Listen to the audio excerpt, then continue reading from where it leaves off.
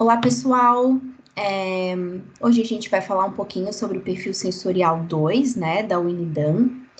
Eu me chamo Jéssica Lopes, sou fisioterapeuta formada pela Universidade do Estado de Santa Catarina, a UDESC.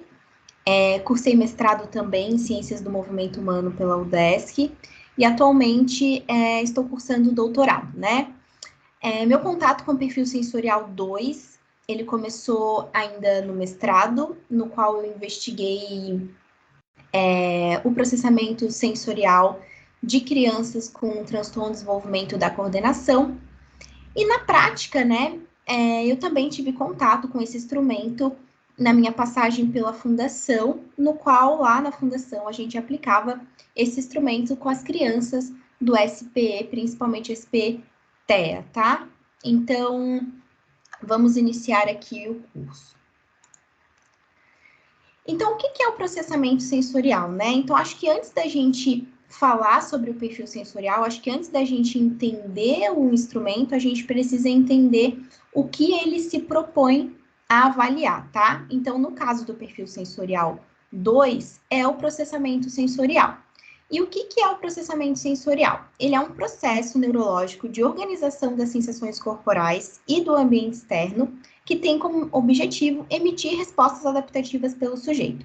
Então, a Aires, né, uma das principais teóricas do processamento sensorial, da integração sensorial, ela definiu o processamento sensorial assim. Então, trata-se, né, justamente desse processo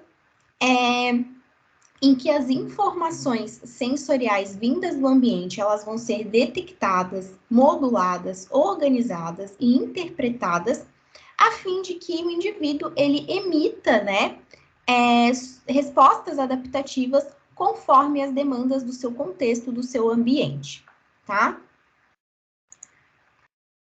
Então, as áreas sensoriais do córtex, né, Luria propunha isso, que é um neurocientista, ele propunha, então, que as áreas sensoriais do córtex, elas estão organizadas hierarquicamente, né, em cada sistema sensorial. Então, os sinais do sistema nervoso periférico, lá da nossa periferia, eles vão chegar às áreas sensoriais primárias, como, por exemplo, os córtex visuais, auditivos, somatosensoriais, enfim, que são áreas primárias, vão, né, processar essa informação e enviar as informações para as áreas secundárias. E assim, as áreas secundárias, elas vão enviar informações para as áreas terciárias. E dessa forma, então, né, assim, a informação sensorial, ela vai ser processada de forma serial e por vias seriais, com cada área da cadeia desempenhando certas computações, né, desempenhando seus processamentos e transmitindo os resultados para as próximas áreas, né, para as áreas seguintes. Então, em questão à nomenclatura, né, algumas pessoas falam integração sensorial, outras pessoas falam processamento, é a mesma coisa. A única diferença é que quando a Aires, lá em 1970, 80, ela criou a sua teoria, ela usou o termo integração sensorial, disfunção sensorial. Depois, né, outros estudiosos vieram e adequaram, então, para processamento sensorial, desordens ou transtornos, né, do processamento sensorial. Mas é a mesma coisa, né? A Miller, né, outra teórica do processamento sensorial, ela, depois de um tempo, né, sugeriu mudar. Por quê, né, esse termo integração sensorial? Por quê? Pois na época a comunidade médica ela começou a criticar o termo integração sensorial. Porque integração, o que eles diziam, né? Que integração todo mundo faz, seria o próprio processo neurológico em si. E não remeteria a, por exemplo, uma intervenção ou algo que a gente pudesse, né, avaliar. Então, né, a Miller ela adequou esse termo para processamento sensorial e desordens do processamento sensorial, né? Então, Dan, né, ela também é uma outra teórica do processamento sensorial, que é a autora do instrumento, e ela também passou, então, a usar esse termo, processamento sensorial, né? Mas, assim, o que é importante a gente ter em mente? Que a integração, ela vai enfatizar o quê? as habilidades de desempenho do indivíduo, as características do indivíduo. Então, sempre que a gente falar em intervenção voltada para a integração sensorial, a gente vai estar enfatizando o quê? As habilidades de desempenho, as características no indivíduo. Então, o que eu posso mudar naquela criança para que ela possa participar? Quando eu falo de processamento sensorial, quando eu estou falando, por exemplo, de intervenção, ele já vai ser mais focado no quê? Na atividade, no contexto, no ambiente. O que naquele ambiente, né? Quais são as demandas daquele ambiente que eu posso mudar, né? Então, por exemplo, espaço, tempo, né? Uso do corpo, os objetos terapêuticos que eu posso utilizar para a fim de que aquela criança melhore, né? Aquele indivíduo melhore a sua participação. Então, é a mesma coisa, mas quando se trata de um, quando se trata de outro, pode mudar o foco do que a gente está analisando, tá? Então, em resumo, pessoal, o tempo todo, né, nós estamos recebendo informações, inputs sensoriais. Então, eu estou aqui no curso, né, vocês estão aí me assistindo, vocês estão vendo esse vídeo, e vocês estão recebendo informações sensoriais, informações visuais, vocês estão olhando para o slide, olhando para mim. Vocês estão recebendo informações auditivas, vocês estão me ouvindo falar, né? E vocês estão emitindo respostas. Vocês estão anotando o que eu estou falando, então é uma resposta motora, né? Cognitivo-motora. Vocês estão refletindo sobre o que eu estou falando, uma resposta cognitiva. O que acontece, pessoal, é que algumas pessoas, quando elas recebem esse estímulo do ambiente, elas não conseguem processar tão bem essas informações e emitir uma resposta de forma adequada conforme o contexto, tá? E isso é o que a gente chama, então, de falha no sistema sensorial, tá? Uma falha de processamento sensorial.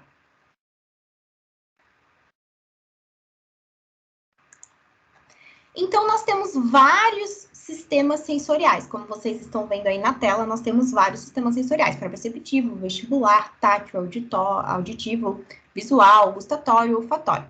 Sendo que os 3 primeiros ali são os 3 principais sistemas, né? O tátil, o vestibular e o proprioceptivo. Por exemplo, o sistema proprioceptivo. Nós temos os receptores sensoriais nos músculos, nos tendões, nas articulações. Sabe aquela criança na escola, ou aquela criança que você conhece, que sempre quebra a ponta do lápis? Ou aquela criança que tem uma disgrafia, que a gente diz, né? Uma caligrafia alterada, ou ela risca muito forte, ou ela risca muito fraco. O que seria isso? Seria uma falha no sistema proprioceptivo, né? Então, a criança ela não consegue graduar a força na hora de escrever. Então, o sistema proprioceptivo ele está relacionado à modulação de força, né? Então, ou aquela criança que passa muita pasta de dente na escova quando ela tem que escovar o dente, ou aquela criança que aperta demais o shampoo quando ela tem que passar na cabeça para lavar o cabelo, ou então ela esbarra nas coisas com facilidade. Então, ela tem um déficit nesse sistema, né, proprioceptivo. Então, ele vai ter uma contribuição nessas atividades. O sistema vestibular, né, por outro lado, ele normalmente está relacionado ao quê? A coordenação da cabeça com os olhos. Então, onde fica o nosso sistema vestibular, né? Ele fica lá no nosso ouvido interno e ele vai ser responsável justamente por controlar os movimentos dos olhos e da cabeça. Sabe aquela criança que tem dificuldade de copiar na lousa, de copiar da lousa? Justamente porque ela precisa alternar planos, né? Então, coordenar os movimentos dos olhos, da cabeça. Então, provavelmente ela tem alguma alteração de sistema vestibular, né? Além disso, o nosso sistema vestibular, ele também é responsável por conectar os nossos hemisférios cerebrais. Então, as atividades bilaterais, elas também, né, dependem do sistema vestibular. Então, a criança que tem uma alteração no sistema vestibular também vai ter alguma dificuldade nessas atividades bilaterais, tá? Mais da metade das crianças que apresentam alteração da aprendizagem, elas apresentam alguma alteração de sistema vestibular também, tá? E, por fim, o sistema tátil, ele é um sistema que vai nos dar um feedback o tempo todo, né? Então, as pessoas que elas têm falha no sistema tátil, elas precisam, né, na maioria das vezes, né, compensar utilizando a visão. Então, elas precisam, normalmente, pensar muito mais no que elas estão fazendo, né? Então, é igual, não sei se vocês já lavaram a louça de luva. É tipo quando a gente lava a louça de luva, parece que a gente tem muito mais dificuldade para fazer aquela atividade, né? A gente tem que pensar muito mais no que a gente está fazendo. E assim, né? Existem outros exemplos também, mas esse seria um exemplo mais comum. Então, no início, né, quando a Eris ela trabalhava lá com a integração sensorial, quando ela criou a sua teoria, né, seu protocolo, ela focou principalmente, né, em crianças com dificuldade na aprendizagem. Hoje em dia, quando a gente fala em trabalhar o processamento sensorial, a gente sabe que esse trabalho ele já é feito com crianças com TEA, TDAH, entre outros transtornos, tá? Então, quando a gente fala de processamento sensorial, a gente tem que pensar que dentro desse processamento sensorial existem etapas, né? Não tem como a gente falar aqui especificamente, a fundo em cada etapa desse processamento sensorial, né? Até porque a gente não tem muito tempo. Mas existe a etapa de registro, né? Detecção, modulação, discriminação e planejamento e organização do comportamento. Então, existe um exemplo bem famoso, né, que todo mundo dá quando a gente fala nas etapas do processamento sensorial.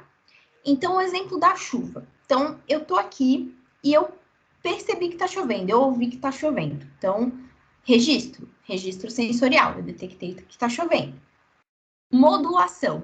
Será que tá chovendo muito? Será que tá chovendo pouco? Vou ter que discernir, né? Vou ter que modular isso. Discriminação. Será que realmente é chuva? Ou será que é o vento batendo em alguma coisa lá fora no meu quintal? Discriminação. Ah, não, é chuva mesmo. Tá, é chuva.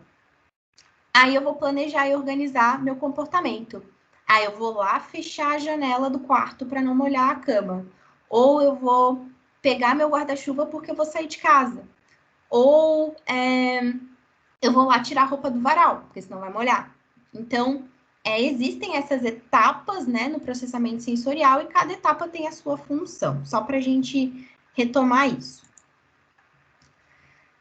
E quando a gente fala de modulação, da etapa de modulação sensorial, existe algo muito importante, que é o limiar neurológico. Então, o que é o limiar neurológico? É o ponto ao longo do contínuo neurológico que é o mais provável de gerar uma resposta, tá? Então, esse ponto, ele é conhecido como o limiar da criança para tal estímulo. Então, cada criança vai ter o seu limiar neurológico e cada estímulo, né, vai ter o seu limiar neurológico. Então, vocês estão vendo aquela linha laranja ali no meio do gráfico, né? Aquele seria um limiar neurológico considerado padrão, neurotípico, vamos se dizer assim, tá? Existem crianças que eles têm um limiar neurológico baixo, tá? Então, o que seria um limiar neurológico baixo? Com pouco estímulo, eles já emitem uma resposta. Então, eles precisam de pouquíssimo estímulo para emitir uma resposta. Isso é o que a gente chama de crianças né? Indivíduos hiperresponsivos, né? Ou hipersensíveis, mas hiporresponsíveis. Então, sabe aquela criança que tem seletividade alimentar? Né? Então, por exemplo, às vezes a mãe quer fazer com que ela coma algum ingrediente dentro de uma receita, então a mãe vai lá e amassa bem o ingrediente ou tritura bem e mesmo assim ela sente gosto. Então, ela tem uma seletividade alimentar porque ela tem um baixo limiar neurológico para aquele estímulo. Ou, por exemplo, a criança que cai um pinguinho de água na roupa dela e ela já quer trocar. Para ela aquilo já é demais, né? Então, as crianças que têm dificuldade no desfraude também, né? Porque a temperatura do vaso incomoda elas. Ou então crianças que têm dificuldade para cortar a unha, para cortar o cabelo, porque a tesoura incomoda o barulho da máquina, ou, né? Enfim, são crianças que elas o mundo, né, assusta elas, justamente porque elas possuem um baixo limiar neurológico, elas são hiperresponsivas. Por outro lado, existem crianças que têm um alto limiar neurológico. Como assim? Elas precisam de muito estímulo para conseguir emitir uma resposta. Então, a gente diz que essas crianças são hiporresponsivas, tá? Então, elas têm um alto limiar neurológico. Então, sabe aquela criança que a gente tem que falar assim 10, 20, 30 vezes com a criança, porque parece que ela não escuta, né? Então, às vezes o pai fala assim, meu Deus, mas parece que meu filho ela não me escuta, né? Eu já fiz um teste, né, auditivo, já fiz uma audiometria nela e ela escuta perfeitamente. Mas é porque ela não tem um problema auditivo, né? Ela tem uma alteração de processamento sensorial, tá? Então, normalmente é aquela criança que fica toda suja e não se percebe, não percebe que tá suja, né?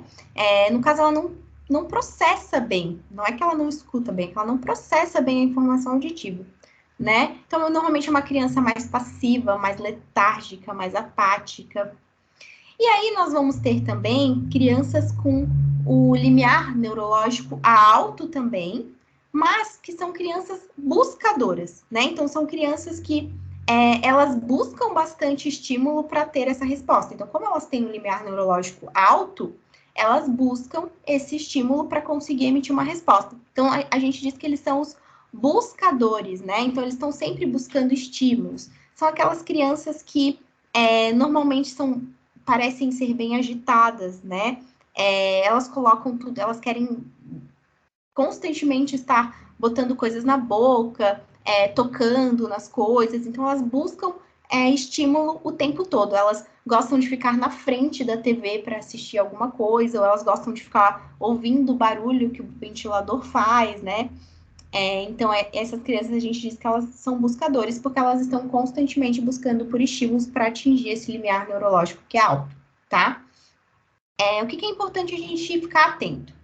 Que nem sempre a criança ela vai ser só hiporresponsiva ou só hiperresponsiva. Pode ser que ela tenha um padrão diferente para cada sistema, tá? Então, o que acontece na maioria das vezes? Há uma predominância de algum padrão, né? Então, a criança ela é predominantemente hiperresponsiva, mas também pode ocorrer dela de ela ter um padrão para cada sistema sensorial, tá?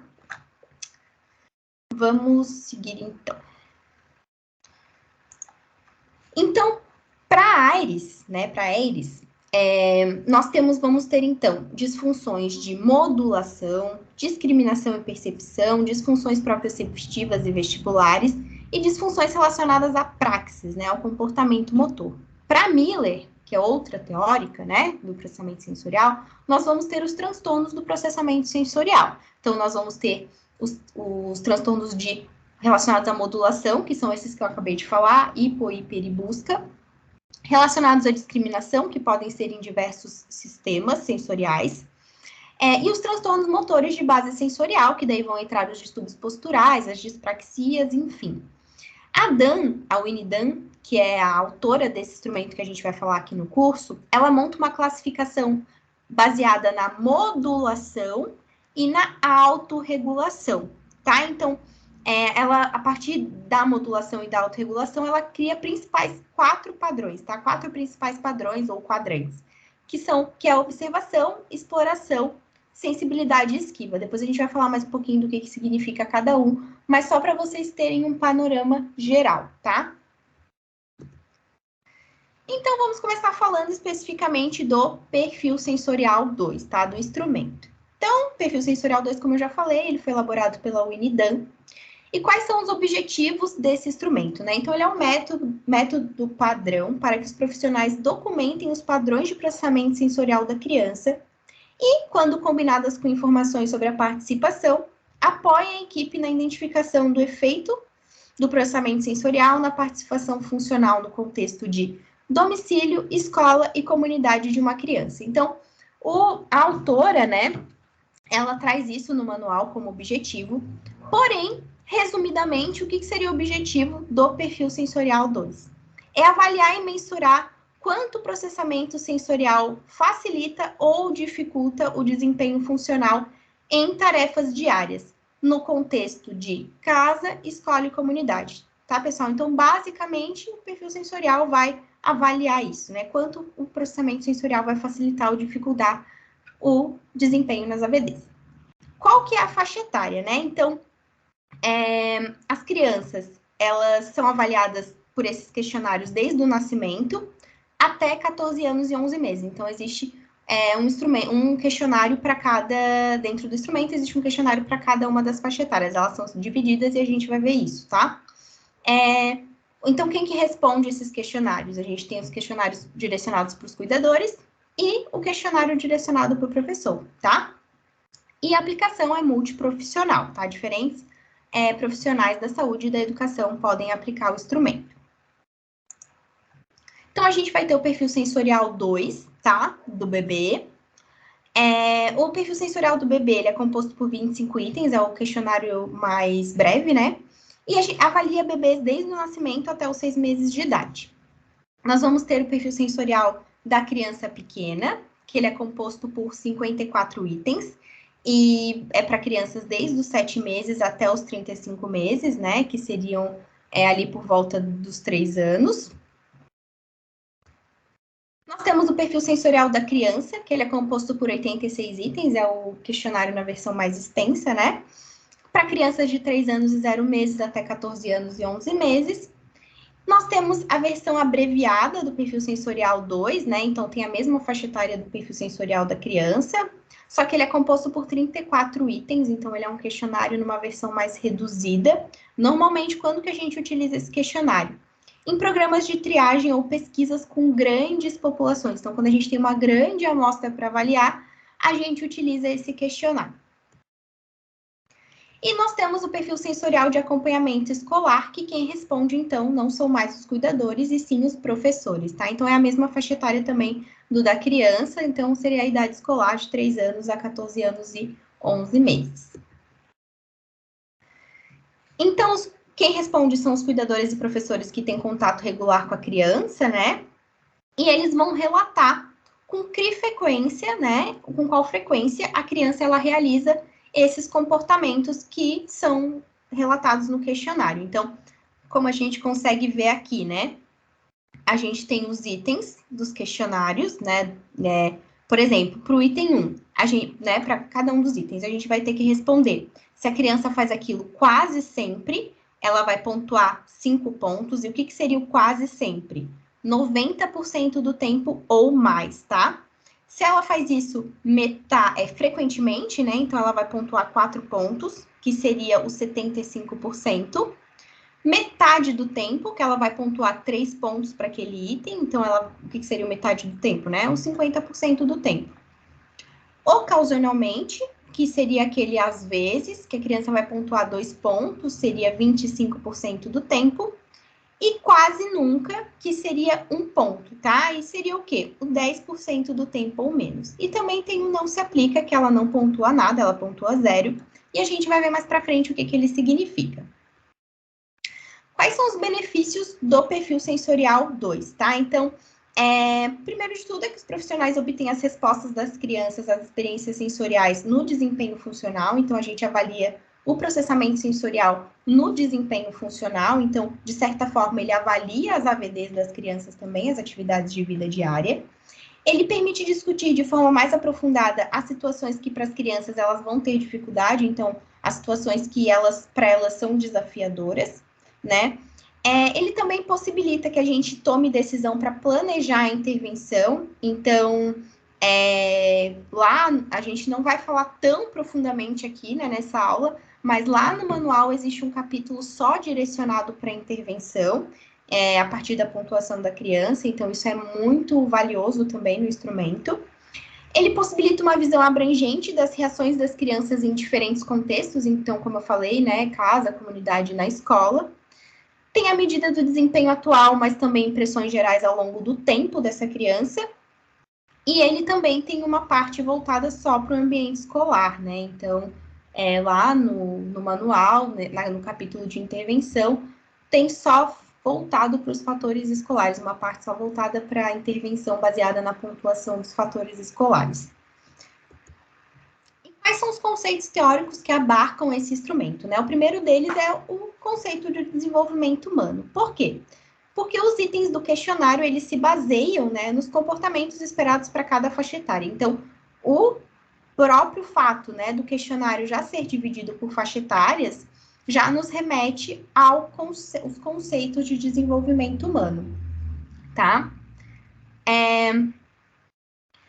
Também os conceitos de neurociência, né? Então, a gente vai ver um pouquinho lá conceitos de processos básicos de aprendizagem, que são eles a modulação, que foi os limiares neurológicos que a gente já comentou aqui, habituação e sensibilização e autorregulação, tá? Então, existem alguns conceitos da neurociência, de processos básicos de aprendizagem que a gente vai ver agora adiante, e que também abarcam, né, os conceitos teóricos do perfil sensorial 2. Aí, como eu falei, o comportamento humano de autorregulação, já que a Dan, ela baseia principalmente na modulação e na autorregulação para organizar os seus quadrantes. A ecologia do desempenho humano, que desde lá da primeira versão, eles consideram muito importante, né, principalmente pelo fato deles avaliarem o processamento sensorial nas AVDs, então não tem como não considerar a ecologia do desempenho humano, é uma variável crucial para realizar a tarefa, né, o contexto dessa pessoa. E o modelo, por fim, né, o modelo baseado em pontos fortes, né, que eles consideram como meios eficazes de avaliação e intervenção. Então, eles consideram alguns quesitos da psicologia positiva, que também a gente não vai acabar não se aprofundando aqui. E a gente não pode deixar de falar também, quando a gente fala em conceitos teóricos do perfil sensorial, da pirâmide da aprendizagem. O que seria a pirâmide da aprendizagem, né? A pirâmide da aprendizagem é essa ilustração aqui que vocês estão vendo. E o que ela retrata, né? Ela retrata uma ideia geral das habilidades fundamentais do desenvolvimento infantil. E quais são as outras habilidades que vão ser desenvolvidas a partir dessas habilidades básicas, tá? Então, essas habilidades que ficam mais, né, no topo da pirâmide, elas são construídas a partir das habilidades que ficam na base, que são as habilidades básicas, né? Então, essa ilustração, ela descreve as habilidades básicas na base da pirâmide, né? E as habilidades que são suportadas por essas habilidades básicas nas camadas mais acima. Então, o que a gente tira dessa pirâmide da aprendizagem, né? Que uma vez que as camadas inferiores da pirâmide elas são suportadas pelas habilidades básicas nas camadas de cima, a gente precisa pensar que se essas camadas mais básicas, né, mais inferiores da pirâmide, elas são adequadas, as camadas de cima elas podem ser desenvolvidas com maior eficiência, né? Então vão facilitar os processos cognitivos mais complexos, né, que estão mais lá no topo da pirâmide, né? Então, o que a Aires, principalmente, ela percebeu, né? Não só a Aires, mas os outros teóricos também, que as habilidades cognitivas lá da cognição, elas ficam mais no topo da pirâmide, né? E que a integração sensorial, como vocês podem ver aqui na imagem de azul, elas ficam na base, dá para ver aqui na base da pirâmide a parte sensorial, né? Então, muitas vezes, né, todo mundo tem todas essas cores da pirâmide, né, todas essas habilidades. Mas muitas vezes tem uma criança que ela tá com dificuldade na aprendizagem. E a primeira coisa que a gente vai fazer é avaliar o topo. Só que a gente esquece, né? Então, a gente fala assim, a criança tá com uma dislexia, a criança tem uma dislexia, né? Ela tem uma dificuldade de aprendizado, ela tem uma descalculia, ou ela tá com problema nas atividades de vida diária. Mas existe uma base que precede essa dificuldade, né? E se a gente não avaliar essa base, a gente só avaliar o que está lá no topo, não avaliar o que precede essas habilidades mais complexas, que no caso é lá a base, né? A gente não vai conseguir chegar lá no topo da pirâmide, né? Então, por que essa criança tem tanta dificuldade na escola? O que está atrapalhando o desenvolvimento dela? Né? Então, pode ser uma alteração no processamento sensorial lá na base, né? Então, a integração sensorial justamente é isso, ela prepara o cérebro da criança para aprender, né? Então, é importante a gente também ter sempre em mente essa teoria, né? Essa pirâmide da aprendizagem, quando a gente for trabalhar com qualquer criança. Então, lembra que eu falei para vocês, né? Ainda pensando lá nos conceitos da neurociência, que existem 4 principais processos básicos de aprendizagem, que são a habituação, sensibilização, modulação e autorregulação. A habituação, ela vai estar relacionada com limiares elevados, e ela vai se referir ao processo de reconhecimento de estímulos familiares que não requerem uma atenção adicional, tá? Então, a criança, ela precisa de habituação. Senão, as crianças, elas seriam, né, se nós indivíduos não tivéssemos habituação, a gente seria distraído, né, continuamente por cada estímulo novo. Então, por exemplo, a criança que ela tá lá na sala de aula fazendo a sua tarefa. Se ela não tivesse a habituação, ela seria constantemente distraída pelos sons que ficam passando lá no corredor, o som das crianças passando no corredor, por exemplo, né? Então, as crianças que têm dificuldade nessa habituação, possivelmente, provavelmente, né, elas vão ser distraídas, crianças agitadas, crianças desatentas, tá? Então, elas não vão conseguir focar no que elas estão fazendo porque elas não conseguem inibir esses distratores.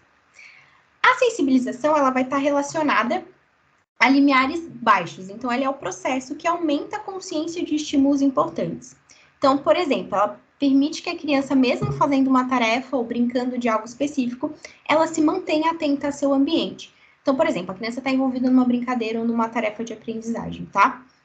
Vamos dizer que ela sentiu o cheiro de fumaça, né? Ou que ela ouviu a sirene de incêndio.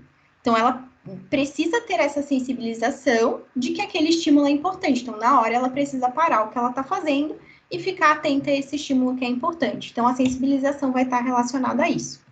A modulação é a capacidade de modular, né, de organizar, de equilibrar a sensibilização e a habituação, né? Então, ela vai equilibrar tudo isso. A modulação serve para equilibrar isso, o que é importante, o que vai me distrair. E é a partir dessa modulação que a gente vai ter lá aqueles padrões de hiporresponsivos, hiperresponsivos, buscadores, enfim. E aí nós vamos ter a autorregulação, que refere-se à maneira com que as pessoas elas se comportam para controlar suas próprias necessidades. Então, nesse sentido, nós vamos ter crianças ativas, né, em relação aos seus limiares, que trabalham para controlar a quantidade de estímulo e, né, de quantidade de tipo de estímulo que elas recebem, né? Então, normalmente são crianças mais agitadas, que balançam o corpo constantemente, que ficam se movimentando o tempo todo. E nós vamos ter crianças passivas, né? Que elas não ligam para o estímulo, ou né, elas não buscam por estímulo, são crianças realmente passivas, que não ficam buscando por aquele estímulo, né? Normalmente elas ignoram o estímulo ou elas respondem muito mais tarde aquele estímulo. Normalmente são crianças passivas em relação à autorregulação, são crianças que tendem a deixar as coisas acontecerem para depois emitirem uma resposta, tá?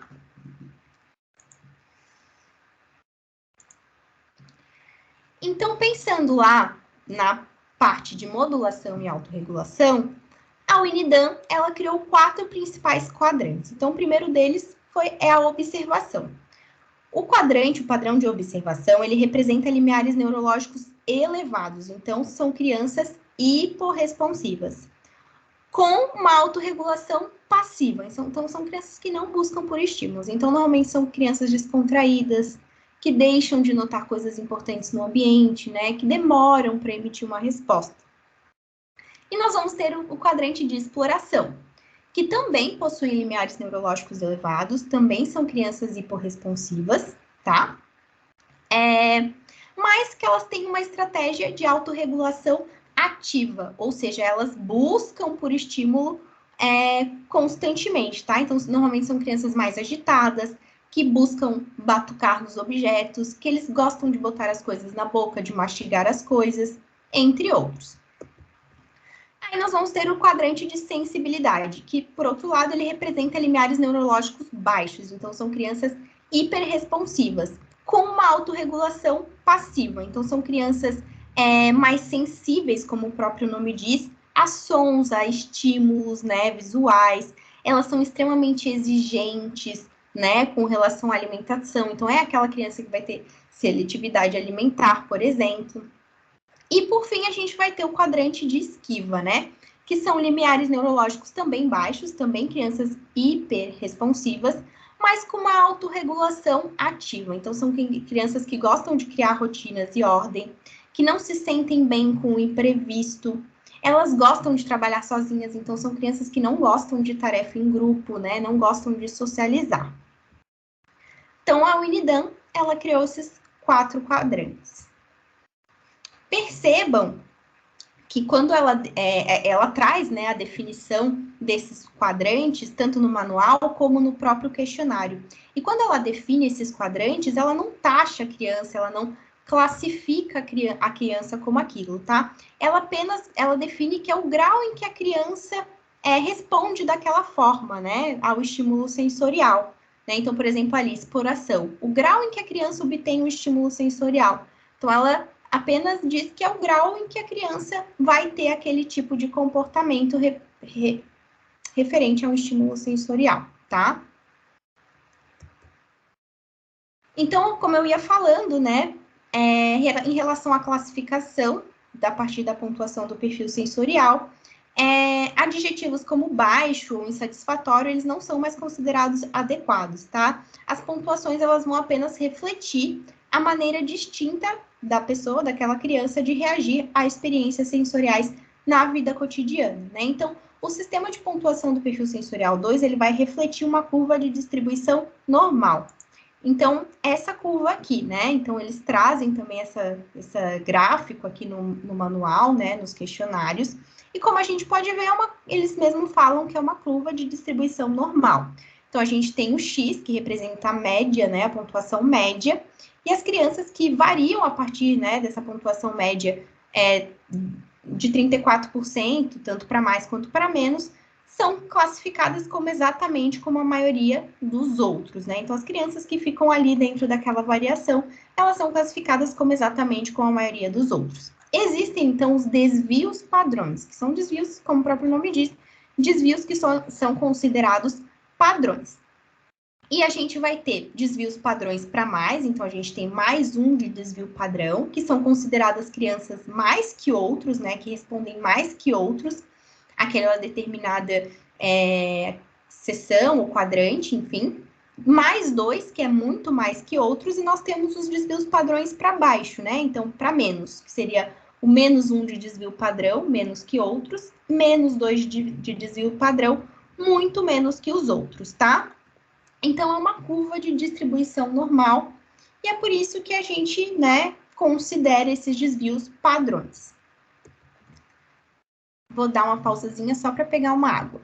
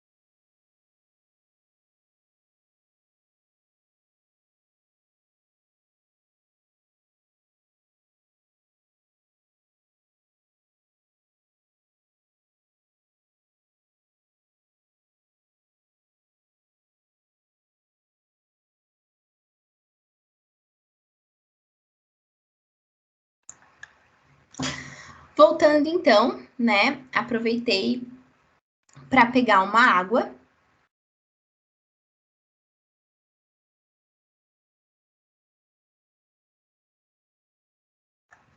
E aproveitei já e peguei o manual também do instrumento perfil sensorial.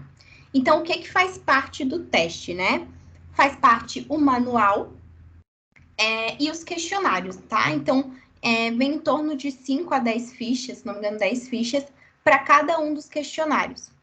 Então, qual que é o tempo de administração de cada um dos questionários, né? O tempo, dependendo do questionário, né? Se é do bebê, se é da criança, se é a versão abreviada, enfim, ele vai demorar de 5 a 20 minutos, tá? Então, questionários que têm mais itens tendem a demorar mais.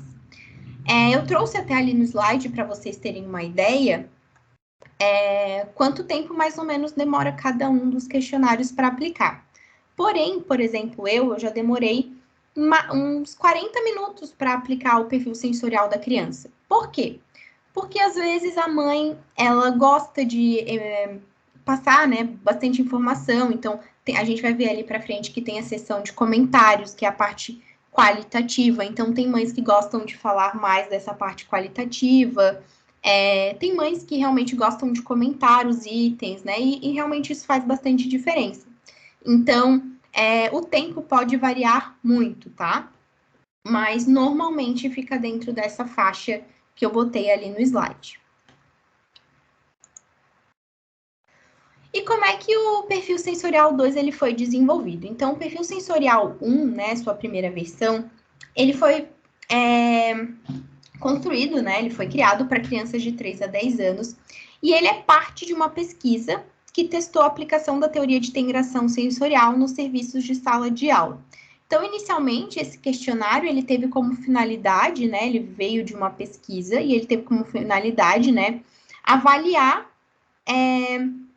o efeito de uma intervenção de integração sensorial. Então, foi avaliado no pré, no pós-teste, né, no pré e pós-intervenção, e viu quanto essa criança teve dificuldade no processamento sensorial.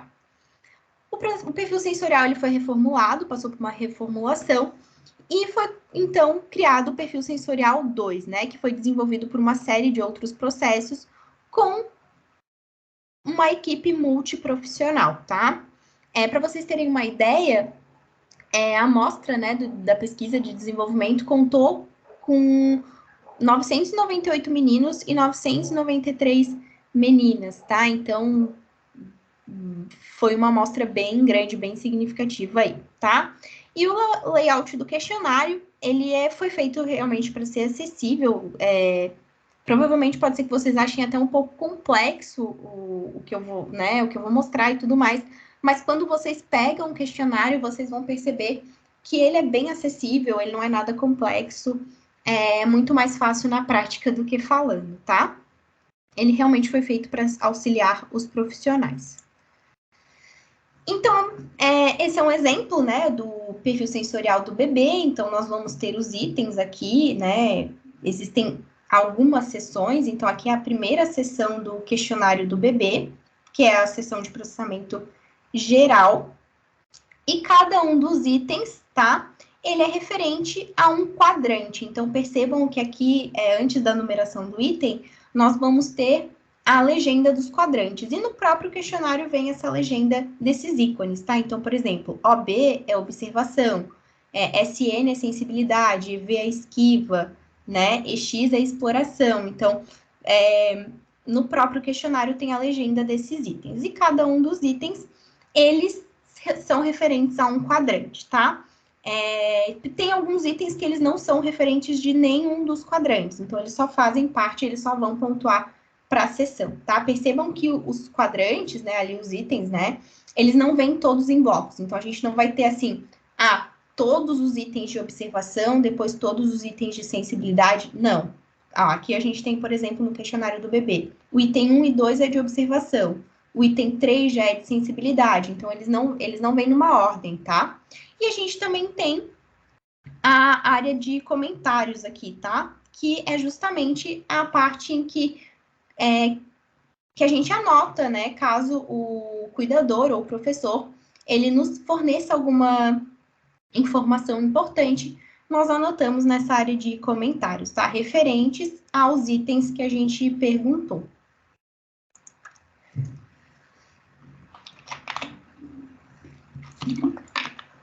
No questionário de acompanhamento escolar, além dos quadrantes, os itens, eles também vão corresponder a um fator escolar, tá? Então, existe o fator escolar 1, 2, 3 e 4. Então, percebam aqui que no questionário de acompanhamento escolar, os itens, além de ter o ícone de quadrante, né, eles também vão ter de fator escolar. Então, o item, além de estar numa seção e remeter a um quadrante, ele também vai remeter a um fator escolar, tá? E como é que a gente administra? Existem duas principais formas de administrar o perfil sensorial 2. E a gente utiliza o formulário de papel, tá, pessoal? E a primeira forma de administrar esse questionário é enviando, né, o questionário para o pai ou para esse professor, né, juntamente, claro, com uma carta de explicação, né, de apresentação, explicando a finalidade do instrumento, instruindo como ele vai preencher. E é de praxe, né, é interessante que a gente sempre deixe um número de telefone, um contato, para que esse pai possa entrar em contato com a gente, caso ele tenha alguma dúvida, ou esse professor, enfim.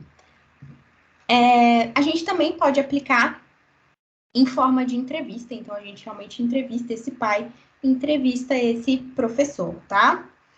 O que é importante? O avaliador que responder esse questionário, que estiver avaliando, né, que estiver fazendo a entrevista com o pai, ele precisa preencher esse documento corretamente, né? Ele vai ser um documento de orientação para uma intervenção, então é importante que o profissional esteja comprometido com o que ele está fazendo, responda corretamente. E que o informante, né, que o pai, o cuidador ou o professor, que ele seja o mais honesto possível. Então é interessante a gente explicar que ele precisa ser honesto, por quê? Porque isso vai dar um direcionamento para a intervenção que a gente vai estar realizando com o filho dele, com o aluno dele, enfim. As instruções, né? Então, no próprio questionário, a gente vai ter instruções, né? Do que significa cada uma das pontuações. Então, por exemplo, o que significa o 5, que é o quase sempre, né? É 90% do tempo. Ele também indica, por exemplo, que as páginas vão conter afirmações do que a criança ou o bebê consegue fazer.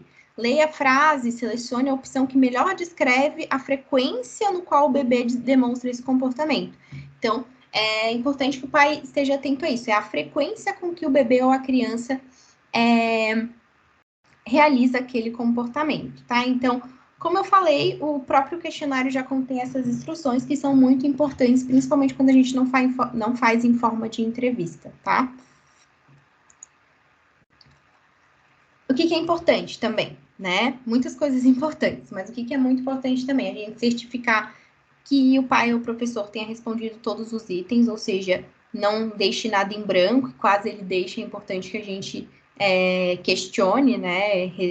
Retome a avaliação para que seja preenchido aquele item, todos os itens têm sua importância. Como eu falei, também tem uma seção de comentários, e essa seção de comentários, ela é muito importante, muita gente não dá bola, mas às vezes esse comentário, né, essa parte mais qualitativa do questionário, ela faz toda a diferença. Às vezes, quando a gente vai pensar numa intervenção, ou até para a gente interpretar melhor aquela pontuação, né? Então, às vezes, eu não entendi muito bem por que ele pontuou isso para essa criança, né? Ele é meu aluno, né? Ele é meu paciente, e por que será que o pai botou essa pontuação? Então, às vezes, o comentário, ele esclarece isso, tá? Ele é importante. O que é o não se aplica? Lembra que eu falei que eu ia comentar sobre isso? O não se aplica, ele é o 0, tá?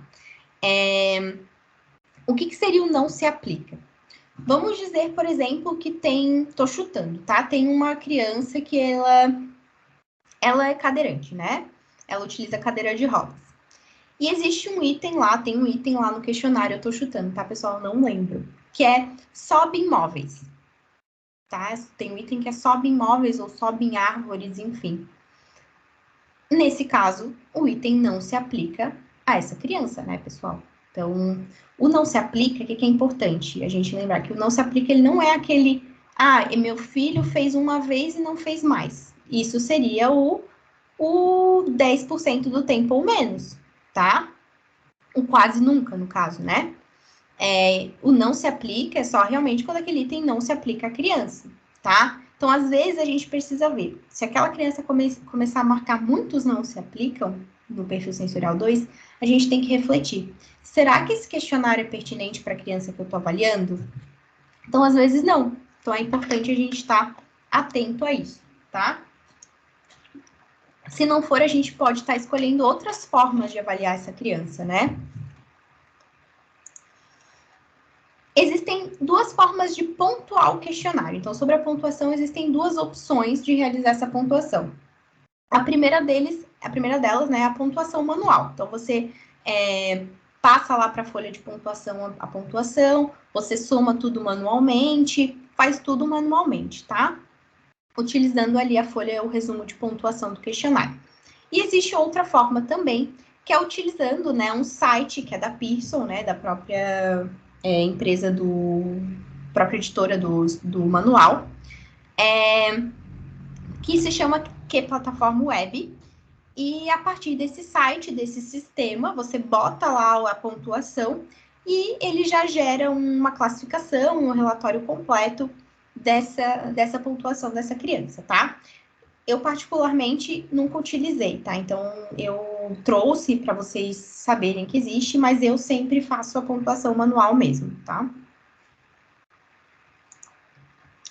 Então, aqui a gente tem um exemplo, né, de um questionário pontuado de uma criança e a sessão de processamento auditivo. Então, percebam, né, que esse questionário a gente, né, o cuidador respondeu, né, cada um dos itens e a avaliadora ela foi marcando, né? Então, como é que a gente faz para ter a pontuação bruta dessa sessão deste questionário? Então, a gente vai somar, bem simples, tá, pessoal? A gente vai somar cada uma das pontuações nos itens. Então, no item 11 ele pontuou 4, no 12, 4, daí depois 3, 4, 3, 4 de novo, 2. Somei tudo, 24. Daí a gente vai lá e anota na caixinha de pontuação bruta dessa sessão. Então, sem mistério, tá, pessoal? Só somar mesmo. Percebam que existem alguns itens das sessões que, por mais que elas sejam daquela sessão, elas não vão pontuar para a pontuação total daquela sessão. Tá? Então, aqui, por exemplo, nesse questionário, a gente tem a seção de processamento de movimentos.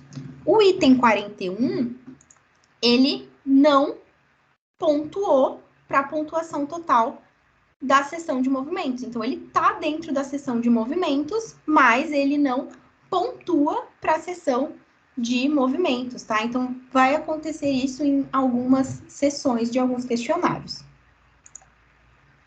Outra coisa que é bem importante, tá, pessoal? Em relação à idade da criança. Então, cálculo da idade, tá? Essa caixinha de cálculo da idade fica no questionário. Então, na capa do questionário, a gente vai ter esse cálculo da idade da criança, essa caixinha. O que a gente tem que pensar? Para fazer esse cálculo, a gente tem que subtrair a data de nascimento da data do teste, né? Que foi avaliada a criança. Que a gente sempre tem que considerar um mês de 30 dias. Então, esse exemplo aqui que vocês estão vendo aqui no slide. Por mais que a criança vá fazer aniversário naquele mês, ela ainda não tem 5 anos. Ela tem 4 anos, 11 meses e 28 dias, tá, pessoal? Então, daqui a 2 dias, né? No caso, depois de 2 dias da data do teste, essa criança iria fazer 5 anos, mas ela não tem 5 anos ainda. Então, a gente tem que botar, a gente não pode arredondar, a gente tem que botar exatamente a idade da criança em ano, meses e dias. Outra coisa importante que, às vezes, eu também já me confundi, é em questão a ordem, tá? Então, primeiro ano, depois o mês e depois o dia. E não o contrário, não é dia, mês e ano. É ano, mês e dia. Então, é importante a gente estar bem atento, porque eu, às vezes, trocava a ordem, né? Porque a gente não está acostumado nesse formato. E, às vezes, eu trocava, tá? Como é que a gente vai preencher o quadrante, então? Depois a gente vai falar especificamente de algumas particularidades de cada um dos questionários, mas no questionário do bebê nós não vamos ter pontuação de quadrante, a gente vai ter só a pontuação das sessões, né, de cada uma das sessões, e no final a gente vai somar essas sessões, então a pontuação total do questionário. Então, para o perfil sensorial do bebê nós não temos os quadrantes, mas no restante dos questionários nós vamos ter os quadrantes. Então, as tabelas, onde ficam as tabelas com as pontuações dos quadrantes, tá? Elas ficam lá na página do resumo da pontuação, tá? Do questionário de classificação, é a última página. Então, elas ficam na frente dessa, né? Não no verso, na frente dessa folha de resumo da pontuação. E nós vamos ter, como vocês podem ver aqui no slide, uma tabelinha para cada uma para cada um dos quadrantes, tá? Deixa eu mudar aqui.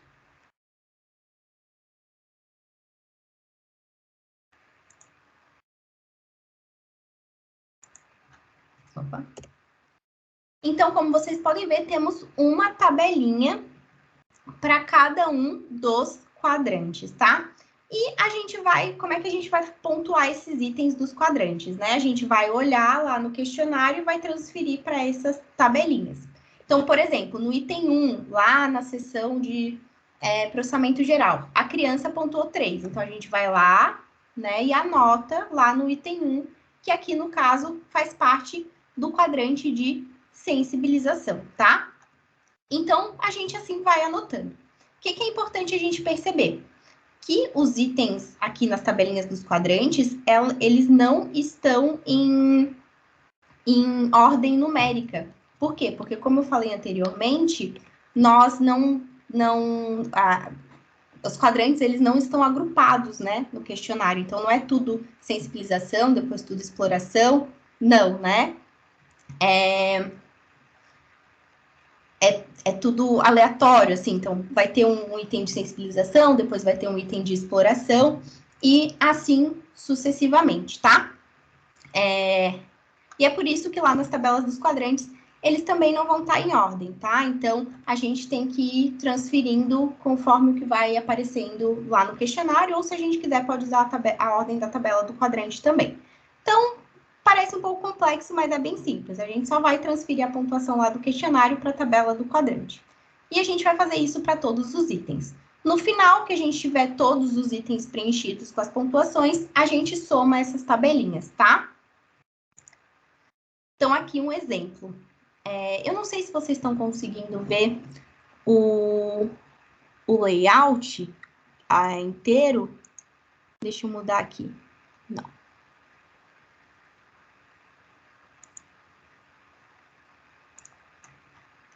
Opa.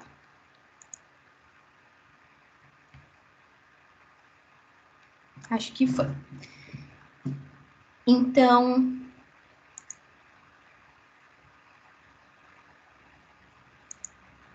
acho que agora vocês estão conseguindo ver melhor. Então, tá. Eu não sei se já estava desde o começo, mas eu acho que agora ficou melhor, tá? Então, assim, como vocês podem ver aqui, a gente vai ter as tabelinhas dos quadrantes, né? Na folha de resumo da pontuação. Um exemplo aqui. Essa criança, né, lá na seção de processamento geral, o item 1, ela pontuou 5, né? Então, a gente foi lá e passou 5 aqui para o item 1. No 2, ela pontuou 5 de novo. Então, eu passei lá 5 para pontuação, lá na pontuação do quadrante. E eu vou fazendo isso para cada um dos itens, tá? Passando para esse resumo de pontuação. O que a gente faz depois? A gente soma. Da mesma forma que a gente fez lá nas sessões, a gente vai somar esses itens dos quadrantes. Então, aqui, por exemplo, no quadrante de exploração, a criança pontuou 4, 2, 6, 10, 16, 20, 25. Então, eu vou lá, somei todos os itens, marco 25. No esquiva, ela fez 42. No sensibilidade, 54. Observação, 42. Eu somo e marco lá na caixinha embaixo. Anoto, né? Aí tá. Passei tudo para os quadrantes, né? Para o resumo da pontuação. E somei tudo. O que eu faço agora? Eu vou lá para o verso da folha de resumo da pontuação e eu vou passar as pontuações brutas para essa caixinha aqui, né? Então, por exemplo, lembram que a criança tinha feito 25 pontos lá no quadrante de exploração, né? Então, a gente vai lá e vai anotar. Então, essa criança fez 25 de 35 na pontuação bruta do quadrante de exploração. Ela fez 42 para esquiva, 54 para sensibilidade e observação 42. Qual que é o próximo passo? Eu vou classificar essa criança. Então, como é que eu vou classificar? Ela fez 25 para o quadrante de exploração. Então, ela ficou entre a faixa de 23 e 33. Eu tenho que achar a faixa que ela ficou. Essa faixa significa o quê?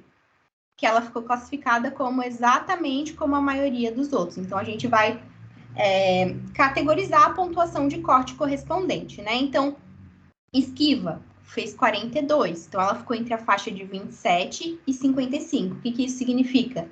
Muito mais que os outros. Então, para o restante dos outros quadrantes, ela ficou classificada como muito mais que os outros. Beleza, classifiquei. Qual que é o último passo? Anotar as faixas de percentil naquela coluninha do meio que fica em branco, tá? Onde que estão essas faixas do percentil? Estão lá anexas ao manual, tá? Então, elas ficam anexas ao manual. Então, o manual, ele traz os anexos, né? Tem alguns anexos. E o anexo A do manual traz essas tabelas com as faixas de percentil.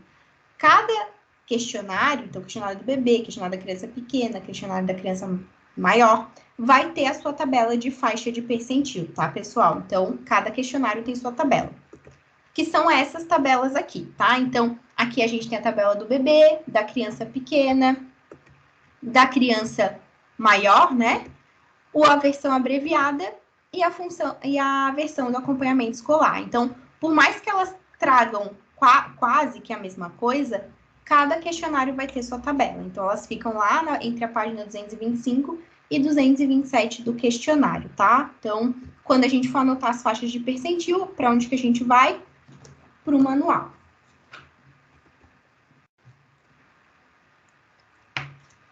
Então, aqui, por exemplo, para o quadrante de exploração, essa criança ficou classificada como exatamente como a maioria dos outros. Então, o que eu vou fazer? Eu vou lá, né, no manual e vou achar. Exploração, quadrante exploração, exatamente como a maioria dos outros. Qual que é a faixa de percentil que está aqui? De 14 a 84. Então, eu vou anotar aqui, ó, de 14 a 84, tá? Então, para o quadrante exploração, ela teve essa faixa de percentil. Então, primeiro de tudo, eu tenho que olhar na tabela da criança pequena, porque esse questionário é o questionário da criança pequena. Depois eu vou lá, vejo a classificação e acho a faixa de percentil. Aqui, na esquiva, ela ficou classificada como muito mais que outros. Então, qual que é a faixa de percentil? De 96 a 97. Então, eu anoto lá, de 96 a 97, tá? Então, o último passo é achar a faixa de percentil que está lá anexa do manual e a gente vai anotar conforme a classificação da criança, tá? Parece complexo, pessoal, mas quanto mais vocês fazem, vocês vão ver. É bem simples, tá? Parece um pouco complexo, mas é bem tranquilo. Na prática mesmo, assim, a gente vai fazendo e cada vez mais vai ficando mais fácil. Então, a gente faz isso para todos os quadrantes, tá? Vamos fazendo para todos os quadrantes. A gente também faz, tá, pessoal, para sessões sensoriais e comportamentais. E é o mesmo esquema. A gente vai lá, vai passar a pontuação, o somatório da pontuação das sessões para o verso ali do resumo da pontuação, tá? Para o verso da folha de resumo da pontuação. Então, lembram lá das caixinhas que a gente pontuou primeiro, que são essas aqui, ó. Vou voltar bastante aqui para mostrar para vocês. Que são essas aqui, no caso, né? Que essa criança apontou 41, 26. A gente também vai passar lá para a folha de resumo da pontuação, lá para o verso, né? Então, como eu falei, essa criança apontou, por exemplo, para a sessão de processamento geral, ela apontou 41, né?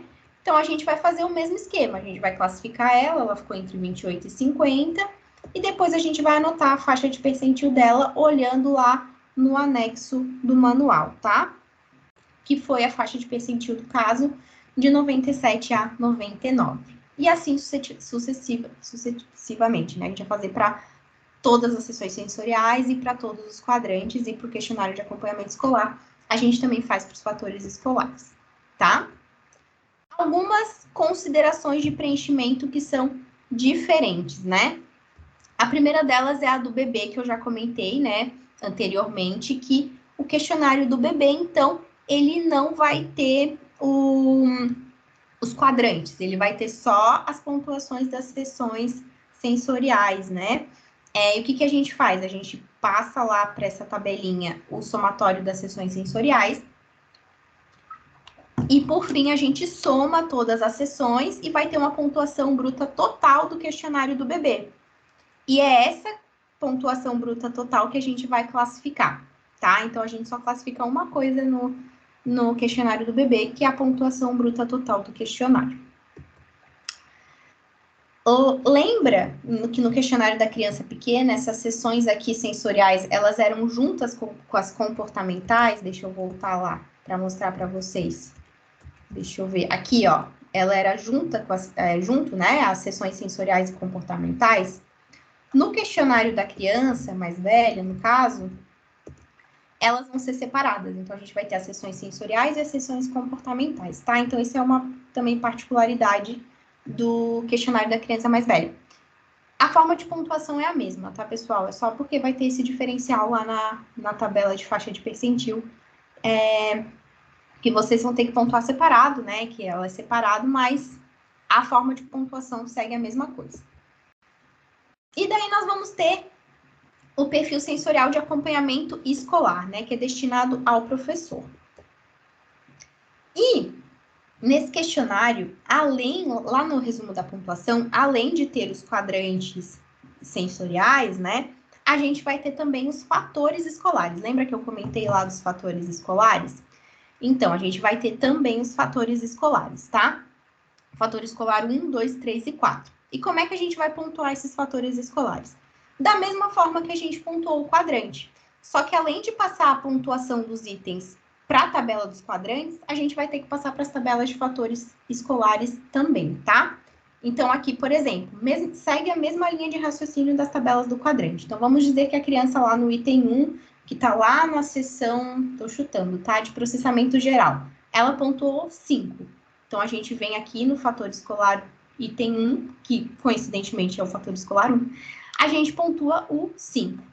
Item 2, tá? A criança pontuou 5, marco 5. Item 3 já é o fator escolar 3, a gente pontua 3.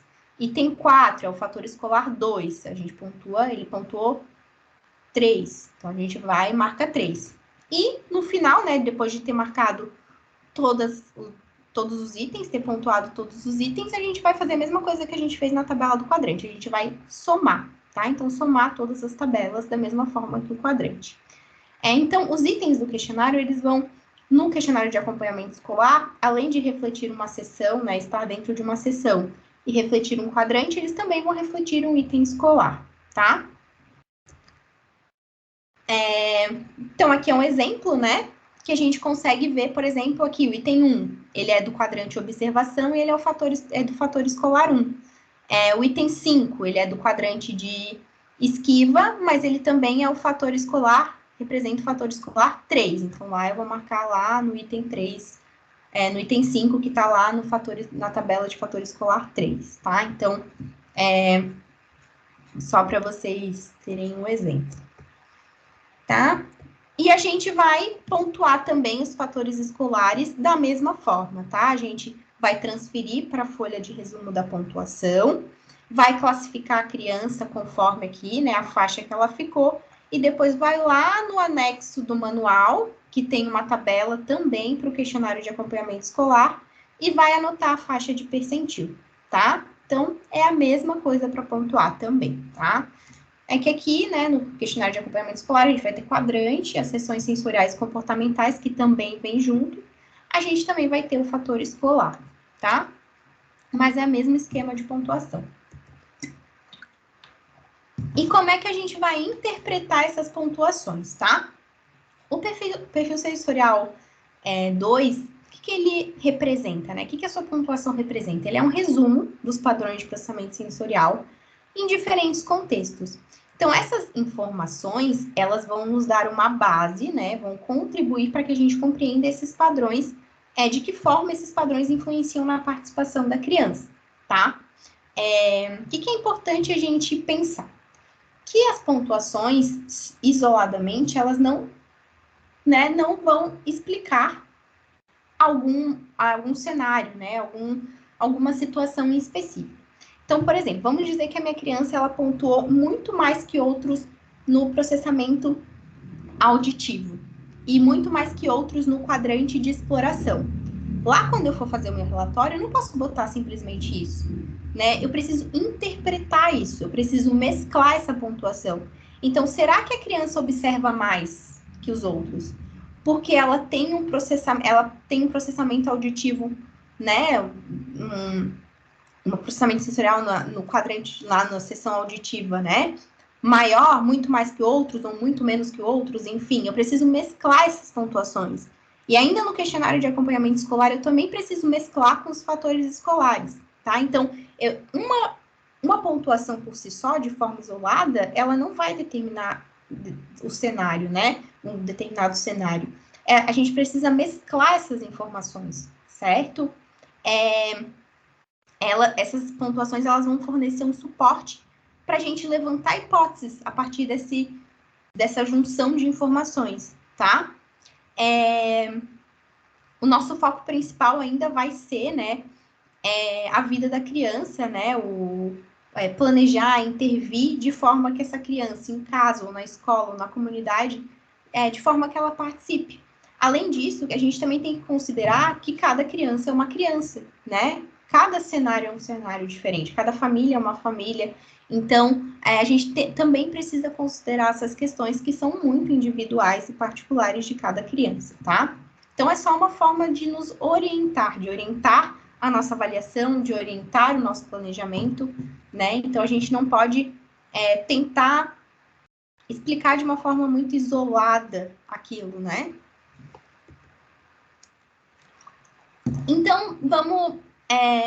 como a gente vai interpretar a pontuação nos quadrantes, né? Então, o quadrante de exploração, a criança exploradora, o que representa? A exploração, ela representa limiares elevados, né? Então, são crianças hiporresponsivas, mas com uma tendência de criar formas ativas para satisfazer esses limiares. Então, são crianças que estão sempre buscando atingir o seu limiar, né? A fim de emitir uma resposta. Ela está sempre buscando estímulo, buscando estímulo. Quem pontua mais que outros, ou muito mais que outros nesse quadrante, normalmente são crianças mais ocupadas, mais envolvidas que as outras, né? São crianças que têm mais interesse em explorar o ambiente. São crianças mais ativas, mais participativas. E são crianças que também, né, os pais, eles relatam o quê? Que elas fazem mais barulho quando elas vão brincar, que elas chamam mais atenção quando elas estão brincando, né? Elas normalmente são crianças inquietas, que não param quietas. São crianças que buscam explorar os objetos, né? Então, elas tentam manter bastante contato com os objetos que elas estão manuseando, né? Elas tentam botar na boca, elas com frequência botam os objetos na boca, tentam mastigar os objetos. E normalmente são crianças que podem ficar facilmente entediadas, justamente porque elas estão sempre buscando estímulos novos, né, diferentes. Por outro lado, quem pontua menos que os outros, né, nesse quadrante de exploração, são crianças que não conseguem se envolver com o ambiente. Então, elas não se envolvem ativamente em comportamentos e elas normalmente precisam de estímulos adicionais, tá? Para participar. Elas não buscam, elas não exploram o estímulo, né? E muitas vezes elas podem parecer até desinteressadas, tá? Justamente por não explorar o ambiente em que elas estão. Aí nós temos o quadrante esquiva, né? E ele vai representar limiares baixos. Então, são crianças hiperresponsivas, né? Com tendências a agir de forma a evitar atingir esses limiares. Então, quem pontua muito mais que outros, ou mais que outros nesse quadrante de esquiva, normalmente são crianças com padrão daquelas crianças que gostam de brincar com estruturas, com objetos de montar, de construir. Por quê? Porque são brincadeiras previsíveis, né? Normalmente elas já sabem qual que é o final, né? Elas vão ter experiências sensoriais já previsíveis, né? Que elas já sabem o que vai acontecer. Então, normalmente elas se contentam em ficar sozinhas. Elas preferem ambientes com estímulos sensoriais limitados, então um ambiente com porta fechada, com mais silêncio, mais escuro, né? Então, os pais e os professores geralmente relatam que essa criança ela é mais reclusiva, ou que normalmente ela é mais indisciplinada, teimosa, controladora, porque ela não quer brincar com o que todo mundo quer, não quer brincar em grupo, não quer brincar com um amiguinho, né? Então, ela tem dificuldade em lidar com os estímulos novos, né? Então, elas preferem rotina, né? Normalmente, elas podem ficar muito inquietas quando tem alguma coisa diferente no ambiente ou quando é um ambiente diferente para elas. Por outro lado, quem pontua menos que outros nesse quadrante de esquiva, normalmente já consegue se envolver com o ambiente sem tentar reduzir as sensações, tá? Então, por mais que elas consigam se envolver com o ambiente, normalmente quando elas precisam participar de ambientes, né, de atividades de um ritmo mais rápido ou que necessitem de filtragem, provavelmente essas atividades elas acabam sendo mais desafiadoras para essas crianças. O quadrante de sensibilidade representa limiares baixos, tá? Então, são crianças também hiperresponsivas, mas com uma tendência a agir de forma passiva em relação ao alcance desses limiares. Então, normalmente são crianças que reagem muito após, né, ao fato que gerou o estímulo que sobrecarregou essa criança. Então, ela demora muito para emitir uma resposta, né? Quem pontua mais que outros ou muito mais que outros nesse quadrante são crianças que normalmente possuem um nível elevado de consciência do ambiente, uma capacidade de discernir ou prestar atenção nos detalhes, tá? Então, os pais e as crianças normalmente relatam que os pais e os cuidadores normalmente relatam que essas crianças elas podem parecer distraídas ou hiperativas, mas porque elas têm uma atenção muito grande aos detalhes do que está acontecendo, então não só do que elas estão fazendo, né? Elas podem ser muito mais cautelosas, justamente pelo fato de estar atenta aos detalhes. Elas podem se sentir sobrecarregadas, justamente por estar sempre sendo tão sensível nesse ambiente. E, normalmente, né, uma curiosidade, são crianças que se incomodam quando são interrompidas, né? Quando elas estão numa linha de raciocínio, falando algo ou brincando de alguma coisa, e elas não gostam de ser interrompidas, né? E elas são as crianças mais sensíveis a detectar mudanças sutis no ambiente. Por outro lado, né, quem pontua menos que outros nesse quadrante consegue manter o foco em estímulos e podem precisar de apoio para perceber estímulos importantes. Então, a criança ela consegue focar em um estímulo específico, ela não fica prestando atenção nos outros detalhes do ambiente, porém, os estímulos que são muito importantes, né, que são mais importantes no caso, elas podem não perceber, né? Então, elas focam muito em alguma coisa, em um estímulo específico, em estímulos específicos, e quando surge alguma coisa importante no ambiente, ela pode não perceber, né?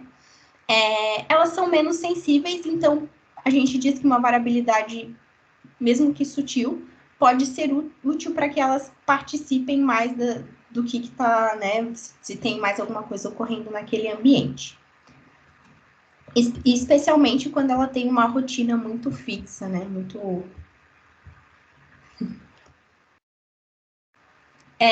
Por fim, né, o quadrante de observação representa limiares elevados, então são crianças hiporresponsivas, com uma tendência a agir de forma passiva em relação ao alcance desse limiar. Então, são crianças que não buscam estímulo, né? Quem pontua muito mais que outros ou mais que outros nesse quadrante, normalmente tem um padrão de se concentrar mais fácil em tarefas de interesse, né? De ambientes de distração. Por quê? Porque eles não vão detectar os estímulos distratores, né? Então, a criança ela fica muito focada naquilo que ela está fazendo e nada do que acontece em volta para ela distrai ela, né? Ela tende a ser mais flexível. Normalmente, mais flexível no sentido de não se distrair, né? Então, ela está sempre focada naquilo, no que ela está fazendo, na brincadeira que ela está fazendo em si, né? Então, os pais e os professores podem relatar que a criança é desinteressada, apática e concentrada em si mesma, como eu falei, ou que ela é inexpressiva e indiferente quanto às suas emoções. Então, são crianças que têm dificuldade em expressar suas emoções, né? Normalmente também eles podem relatar que essas crianças têm um baixo nível de energia, então elas se sentem cansadas o tempo todo, com maior facilidade. Por quê? Porque como elas possuem esse limiar elevado, elas vão precisar de uma intensidade muito maior para detectar o que está acontecendo em volta, tá? Elas vão desprender muito mais esforço para detectar esse cenário. Por outro lado, quem pontua menos que os outros consegue perceber mais estímulos no contexto que outras crianças, tá? Então, elas não ficam tão focadas em si mesmas. Pode vir a ter um melhor desempenho, né? Quem pontua menos que outros na observação, quando o contexto ele for menos complexo e mais previsível. Aí, nós vamos ter a interpretação também, como dos quadrantes, dos fatores escolares, tá? 1, 2, 3 e 4. Então, o que seriam esses fatores escolares, né? Na realidade, eles refletem a perspectiva do professor sobre um estudante no contexto da sala de aula, referente às atividades de aprendizagem, tá, pessoal? Então, quando a gente falar aqui das interpretações, a gente tem que ficar ciente que é referente às atividades de aprendizagem, tá? Então, as pontuações elas vão refletir as maneiras pelas quais os estudantes aprendem ou têm dificuldade para aprender. Então, o fator escolar 1, ele representa a necessidade do estudante de apoio externo, tá? Então, ele vai abranger padrões de exploração e observação. São padrões hiporresponsíveis, tá? Então, quem pontua mais que outros no fator escolar 1 precisa de muito estímulo sensorial extra para ativar esse limiar que é elevado. Então, elas precisam de mais atenção do professor para fazer com que elas participem da atividade de aprendizado. E, conforme a predominância no quadrante, né, se for predominantemente exploração e observação, o professor tem que agir de uma forma diferente, né? Então, por exemplo, a criança que pontua mais que outros no fator escolar 1, mais que tem predominância de exploração, o que ela precisa? De redirecionamento do professor. Por quê? Porque enquanto o professor vai estar lá passando a atividade de aprendizado, ela vai estar explorando o ambiente. Então, o que o professor precisa fazer? Redirecionar ela, tá? Quem tem predominância de observação, por outro lado, vai precisar de orientação a mais do professor, certo? Então, como ele tem um limiar alto, ele precisa de informação a mais para emitir uma resposta, tá? Então, ele precisa de uma informação a mais do professor. O fator escolar 2, ele representa a consciência e a atenção desse aluno, né? No ambiente de aprendizagem, vai abranger padrões de exploração e sensibilidade. Então, quem pontua mais que outros no fator escolar 2 pode se desviar das atividades de aprendizado por causa dessa atenção a outros estímulos no ambiente. Lembrando que exploração vai explorar o ambiente, sensibilidade vai ser sensível a tudo que está acontecendo naquele ambiente, tá? Então, eles vão ter essa dificuldade de manter a atenção na atividade de aprendizagem. Então, quem tem predominância, né, pontua mais que outros no fator escolar 2 e tem predominância de exploração, vai precisar de redirecionamento do professor para satisfazer a necessidade sensorial, tá? Então, lembra que a criança aqui não vai estar prestando atenção porque vai estar explorando o ambiente. Então, o professor precisa o quê? Redirecionar ela. Quem tem predominância de sensibilidade vai precisar do quê? De um ambiente com menos estímulo, certo? Então, ambiente de aprendizagem com menos estímulo, tá? Por quê? Porque ele vai ser sensível a tudo que está acontecendo em volta, tá? A interpretação, né, do fator escolar 3, ele vai estar relacionado à tolerância de estímulos do estudante e vai abranger padrões de esquiva e de sensibilidade. Então, com relação à esquiva, o que é mais provável que aconteça? Que o aluno ele se afaste, né, dos estímulos. Enquanto a criança que ela é sensível, ela é mais propensa a reagir aos estímulos, né? Então, apresentando uma certa limitação e frustração. Então, eles podem ter dificuldades de compreender as instruções, de realizar trabalhos de modo independente ou cooperar com outros estudantes. Então, o que tem predominância de esquiva, ele vai se esquivar. E o que é sensível, como ele já está acostumado a muitos estímulos, o que vai acontecer? Ele vai ficar frustrado, né? Então, os professores, o que eles precisam, né? O que eles podem ver nessas crianças, né? Que elas são menos tolerantes que elas são excessivamente reativas, que elas são exigentes. Então, normalmente esses estudantes que têm essas características, eles vão precisar de ambientes de aprendizagem controlados, né, mais controlados. Então, de forma que eles não se esquivem, né, uma tarefa que eles não se esquivem, ou que não frustre eles, né, não deixem eles frustrados em relação àquela quantidade de estímulos que vai gerar uma sensibilidade maior. E, por fim, o fator escolar 4, ele representa a disponibilidade em aprender, disponibilidade para a aprendizagem, e vai incluir padrões de esquiva e de observação. Então, quem pontua, né, tem pontuação inesperada nesse fator escolar 4, vai perder a oportunidade, não vai estar disponível para participar dessa atividade de aprendizagem, ou elas vão parecer desinteressadas pelo professor.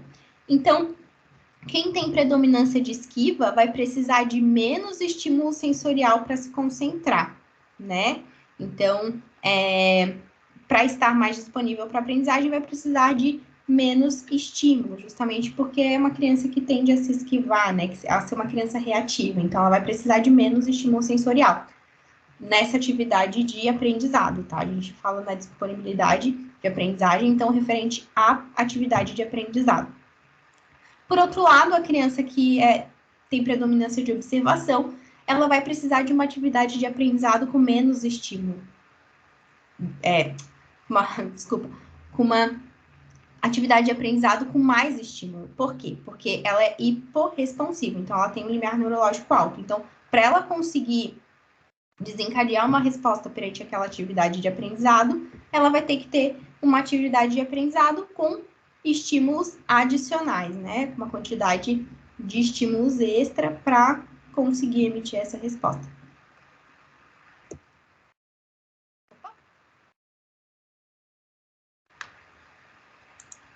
Para finalizar, pessoal, antes da gente encerrar, eu até gostaria de ter mais tempo aqui para a gente se aprofundar na intervenção, porque ela é muito interessante. Mas só para não deixar de citar para vocês que existe, né, um capítulo no manual, capítulo 6, que ele é só voltado para intervenção conforme as características da criança, tá? Então, né, conforme as pontuações nos quadrantes. Então, assim, não tem como eu falar especificamente de cada direcionamento de intervenção, né? Mas existe esse capítulo no manual que dá esse direcionamento conforme as pontuações no quadrante. É claro, como eu já falei anteriormente, não tem como a gente intervir sem considerar as características da criança, a sua família, o seu contexto, o seu ambiente, enfim. Isso tudo é muito importante, ou até a melhor intervenção que a gente escolha fazer com essa criança. Porém, esse capítulo ele nos dá um direcionamento conforme a classificação, conforme a pontuação nos quadrantes, tá? Então, por exemplo, a criança no quadrante de exploração, se ela pontuar menos que os outros, qual que é a característica dela? Não vai buscar estímulo, não vai explorar o ambiente, né? Então, o que a gente tem que proporcionar para essa criança, né? Qual que seria o foco da intervenção, né? Proporcionar variedade para ela, justamente porque ela tende a não explorar. Por outro lado, a criança que pontua mais que outros nesse quadrante de exploração, ela tende a buscar mais estímulos, apreciar mais os estímulos do ambiente.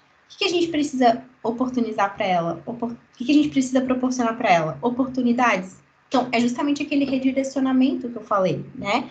Então, a gente precisa justamente proporcionar essa oportunidade dela fazer o que a gente está propondo, né?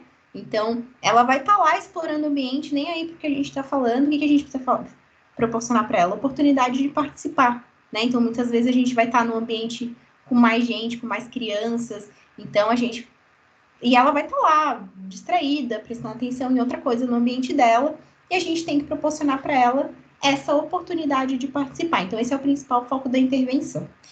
Então, foi só um exemplo, né? Tanto para os quadrantes quanto para os fatores escolares, o manual traz um foco de intervenção, e é interessante a gente ter esses, né? Dar uma olhada lá, se a gente tiver a oportunidade, se caso vocês forem ter o manual ou não, mas pensar, né, que são possibilidades também de foco da intervenção conforme essa pontuação, que pode nos auxiliar a ter um resultado ainda melhor, tá? Então, pessoal, era isso, tá? Obrigada. Espero que essa aula, né, que foi um pouquinho extensa, mas na realidade é pouquíssimo do que a gente poderia falar sobre isso, né? Espero que tenha contribua para a prática de vocês. E é isso, tá? Qualquer coisa, fico disponível, deixo meu contato de e-mail. Espero contribuir bastante aí para a prática de vocês, que seja mais uma forma de vocês avaliarem essas crianças, de ter um direcionamento para a intervenção, que vocês tenham esse conhecimento a mais e seja uma opção para a prática de vocês, tá certo? Muito obrigada. Qualquer coisa, estou disponível.